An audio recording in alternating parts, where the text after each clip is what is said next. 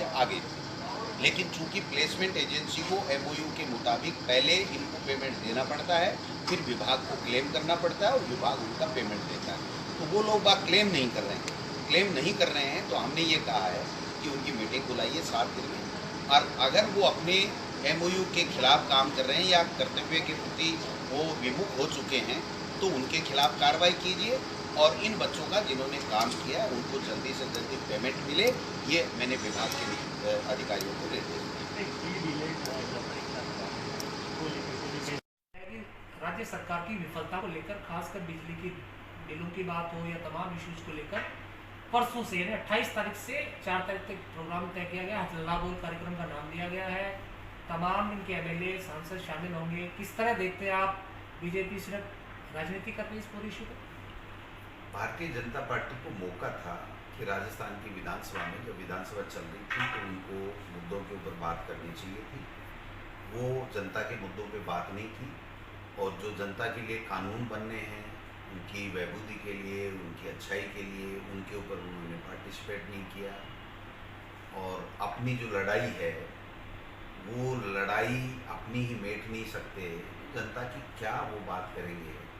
आज कितने दिन से तो ये एपिसोड चल रहा है कि कौन एमएलए कहाँ गया, क्यों नहीं आया, बाहर क्यों गया, अंदर क्यों नहीं गया। तो मैं समझता हूँ भारतीय जनता पार्टी राजस्थान में टुकड़ों में बटी हुई है।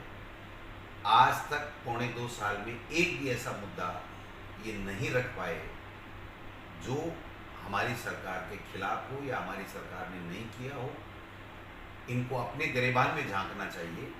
और जो मोदी जी ने 2014 में वादे किए और 5 साल बाद में केवल बालाकोट लेकर के आ गए, और अब जो 1.5 साल से मोदी जी ने जिस तरीके की महंगाई की आप बात ले लो, किसानों को जो इन्होंने लागत का 1.5 गुना देने की बात की थी उसका मुद्दा की बात ले लो, नौजवानों को इन्होंने 2 करोड़ को नौकरी देने की बात की थी, 7 साल हो गए, 14 करोड़ लोगों को नौकरी देनी चाहिए थी, जबकि 4 महीने में 2 करोड़ लोगों की तो नौकरी चली गई। केंद्र सरकार ने जिस प्रकार से लोकतांत्रिक रूप से चुनी हुई सरकारों को गिराने का षड्यंत्र रच रहे थे, और कोरोना हमारे देश में प्रवेश कर गया और ये मध्य प्रदेश में सरकार गिराने में लगे हुए थे। राजस्थान में इस कोरोना काल में बेहतर काम किया हमारी सरकार ने, और उस बेहतर काम में ये खुद वीसी के माध्यम से शामिल होकर के 90% से ज़्यादा भारतीय जनता पार्टी के एमपी और एमएलए ने ये कहा कि अशोक गहलोत सरकार बहुत अच्छी काम कर रही है।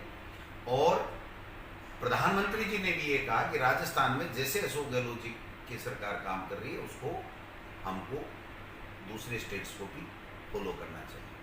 और वो भारतीय जनता पार्टी अब अपने केंद्र के समय जो मुद्दे उन्होंने छोड़े थे, जो वादे उन्होंने किए थे, जो डायलॉग उन्होंने बोले थे, उनका जवाब नहीं दे करके और इतनी शानदार तरीके से कोरोना काल में काम कर रही सरकार की आलोचना कर रही है। मैं समझता हूँ ये प्रदेश की जनता के लिए नहीं कर रहे हैं, ये केवल अपनी जो टूटन है उसकी झेप मिटाने के लिए, उसको भूलने के लिए कि कहीं ये टूटन ज़्यादा नहीं हो जाए, तो इस तरीके का एक प्रोपोगंडा इन्होंने बनाया है।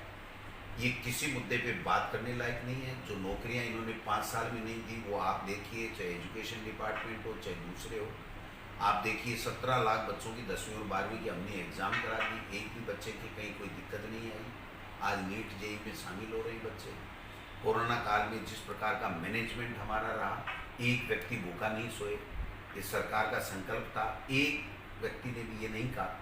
कालीचरण जी सराफ क्या बोले, पैकेट कांग्रेस के लोगों के साथ बांट दिए। अरे बांट तो दिए, आप तो बांटने जैसे भी नहीं थे। किस प्रकार 5 साल आरोप लगे थे, कैसे कैसे भारतीय जनता पार्टी के मंत्रियों के ऊपर और सरकार पे आरोप लगे थे। तो मैं ये कहना चाहता हूँ कि ये केवल प्रोपोगंडा कर रही है। जनता की समस्याओं से इनका कोई सरोकार नहीं है। केंद्र में सरकार बनाते वक्त इन्होंने जो वादे किए थे उससे कोई सरकार नहीं है। जनता महंगाई में पिस रही है, उसके कम करने से कोई सरोकार नहीं है। किसान की हालत खराब है, उससे इनको कोई लेना देना नहीं है। नौजवानों को नौकरियां नहीं देनी, उससे इनको कोई लेना देना नहीं है। केवल और केवल अपनी टूटन को पब्लिक में नहीं जाए, इसकी झेप मिटाने के लिए